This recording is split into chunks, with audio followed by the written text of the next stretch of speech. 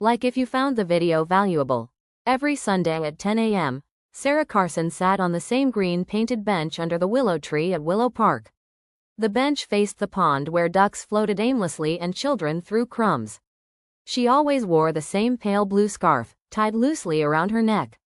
And she always had a book, though she rarely turned a page. Daniel Myers noticed her the first time 3 months ago.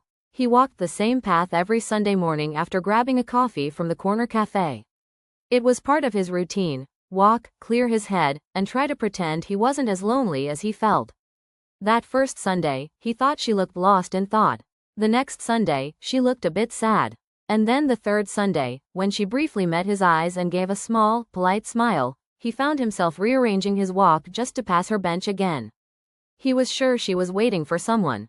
The park, with its rustling leaves and distant laughter, became a shared silence between them. They never spoke, not yet.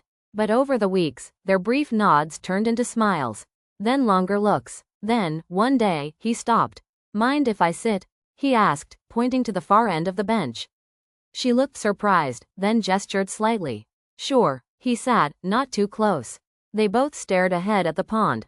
"I see you here a lot," he said. She gave a small laugh. "I could say the same." He introduced himself. So did she. That first conversation was clumsy but warm. They talked about ducks, weather, books, nothing heavy. But every Sunday after that, they shared the bench.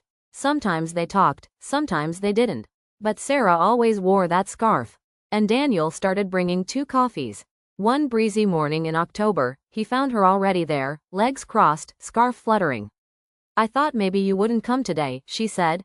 "Why's that?" "Because sometimes good things fade." He furrowed his brow. "Why would this fade?" She didn't answer right away. She looked out at the pond. "I started sitting here 4 years ago. Every Sunday. My fiancé and I used to walk this park together before he was deployed overseas." Daniel stayed quiet. "He never came back," she said softly. "Plane went down. No survivors." Daniel's heart tightened. "But I kept coming. Same time. Same place. For closure. Or habit. I'm not sure." Daniel hesitated, then placed the coffee between them. "Can I ask why you still come now?" She finally turned toward him, eyes misty but steady.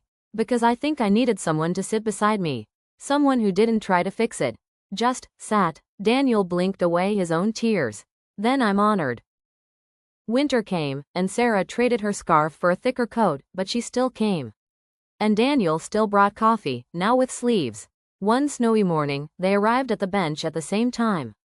She laughed. "Look at us. Coordinated." He grinned. "We've come a long way from awkward hellos." Sarah looked at him, a bit longer this time. "You're a good man, Daniel." "You're an incredible woman, Sarah." The bench became more than wood and paint, it was their quiet chapel. A place where past grief and new hope lived side by side. On the first Sunday of spring, Daniel came early. He carried a single daffodil and a different kind of smile. When Sarah arrived, he stood. "I have a question," he said. She paused, breath caught. "Would you let this bench be where something begins, not just where something ended?" Tears welled up. "Yes," she whispered. "That bench still stands in Willow Park. Now with a tiny brass plaque, nailed gently to its side. To new beginnings, S&D."